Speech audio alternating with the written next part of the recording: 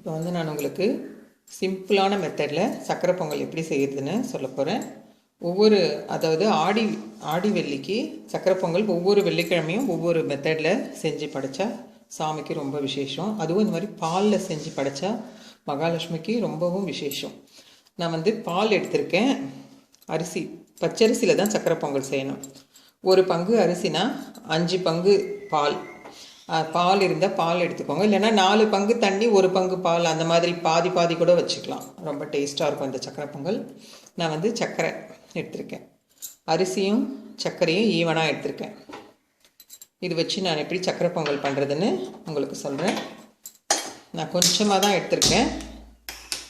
இது அப்படியே நேராகவே போட்டு வேக வச்சிடணும். வெந்த அப்புறம் சர்க்கரை போடணும். போட்டுட்டு நிறைய நெய் விட்டு முந்திரி பருப்பெல்லாம் போட்டு வறுத்து இது மேலே போட்டு படையல் வைக்கணும்.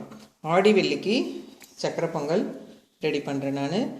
ஒவ்வொரு வெள்ளிக்கிழமையும் ஒவ்வொரு மெத்தேடு.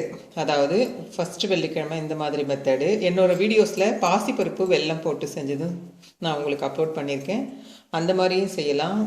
அவுள் பாயாசம், அந்த மாதிரி இனிப்பான இதெல்லாம் நல்ல பால் நெய் அதெல்லாம் நிறைய விட்டு செஞ்சால் மகாலட்சுமிக்கு ரொம்ப விசேஷமாக இருக்கும். சுக்கிரவார விரதம் அப்படின்னே சொல்லுவாங்க. சுக்கிரவாரத்தில் வந்து இந்த மாதிரி எல்லாம் செஞ்சு படைச்சோம்னா ரொம்ப விசேஷமானது.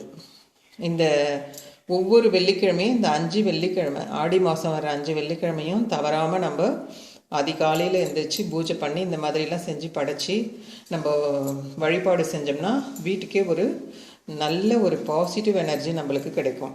நீங்கள் வேணால் ட்ரை பண்ணி பாருங்கள். ஒரு 2 வாரம் செய்யும் போதே நம்மளுக்கே தெரியும். ஆனால் எங்கள் வீட்டில் வந்து எங்கள் பாட்டி வருஷத்தில் இருக்கிற எல்லா வெள்ளிக்கிழமையுமே அதிகாலையில் சக்கரை பொங்கல் செஞ்சு படைக்கிறது வழக்கம். உங்களால் முடிஞ்சால் இந்த 5 வாரமாவது ட்ரை பண்ணுங்கள். ஒவ்வொரு வெள்ளிக்கிழமையும் மார்னிங் டிஃபன் சாப்பிடும்போதே பிரசாதம் 1 ஸ்பூன் எல்லாருக்கும் கொடுத்துருவாங்க எங்கள் பாட்டி. அதே வெடிய காலம் 5 மணிக்கெல்லாம் படைச்சிடுவாங்க. நீங்கள் இதே மாதிரி ட்ரை பண்ணுங்கள். நான் இந்த பால் வந்து கொதி வந்தப்புறம் இந்த அரிசி இதில் போட்டுருவேன். நான் பால் வந்து காஞ்சிடுச்சு பாருங்கள். இப்போ வந்து நம்ம இதில் அரிசி போட்டுக்கலாம்.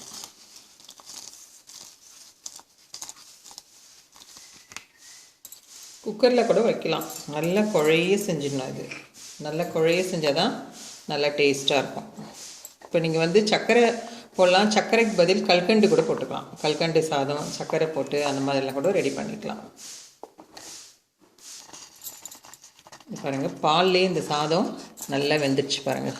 இந்த மாதிரி வெந்துடும். நம்ம பாசிப்பருப்பு போட்டு செஞ்சுருக்கோம். அதில் வந்து வெல்லம் போட்டு பாசிப்பருப்பு போட்டு செஞ்சது. இது வந்து சர்க்கரை எல்லாம் கல்கண்டு எல்லாம் பனங்கல்கண்டுன்னு இருக்கும், அதுவும் போட்டுக்கலாம். நான் வந்து சர்க்கரை போட்டுட்டேன்.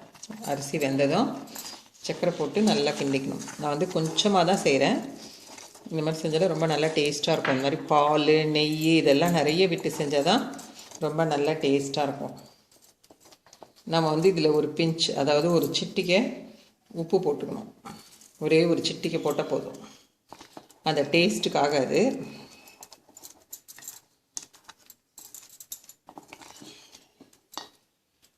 ஒரு சிட்டிகை ஏலக்காய் பவுடர்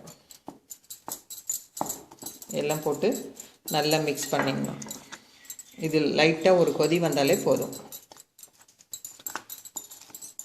நம்ம ஒவ்வொரு வாரமும் ஒவ்வொரு மெத்தடில் செஞ்சு அதான் வெள்ளிக்கிழமைக்கு படைக்கலாம். நான் வந்து இப்போது முந்திரி பருப்பும் நெய்யும் வறுத்து இது மேலே போடணும். காலையில் ரெடி பண்ணி பக்கத்தில் எந்த ஒரு கோவில் இருந்தாலும் அந்த கோவிலுக்கு போயிட்டு வந்து இது படையல் போட்டு நம்ம சாப்பிட்லாம். வெள்ளிக்கிழமை விரதம் இருந்தாலே சுமங்கலி பெண்களுக்கெல்லாம் ரொம்ப விசேஷமானது வெள்ளிக்கிழமை விரதம். வந்து பொழுதுக்குமே கூட சாப்பிடாத இருப்பாங்க ஒரு சிலர் வந்து காலையில் இருந்து மதியம் வரைக்கும் சாப்பிடாமல் இருப்பாங்க. மதியம் வந்து சமையல் செஞ்சு சாப்பிட்டுட்டு விரதத்தை முடிச்சுக்கலாம். முடியாதவங்க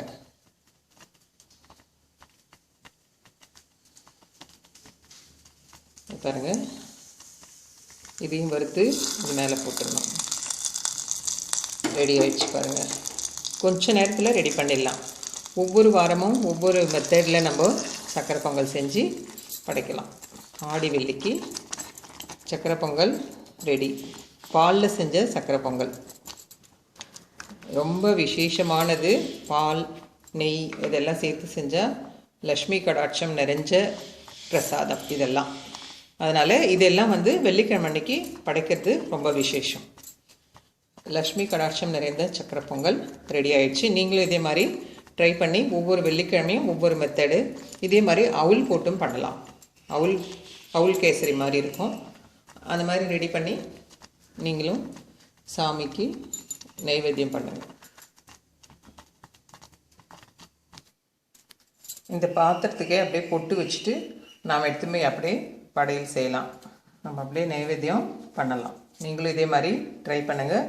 ஒவ்வொரு ஆடி வெள்ளியும் தவற விடாதீங்க. ஒவ்வொரு மெத்தடில் சக்கரை பொங்கல் செஞ்சு படைச்சிடுங்க.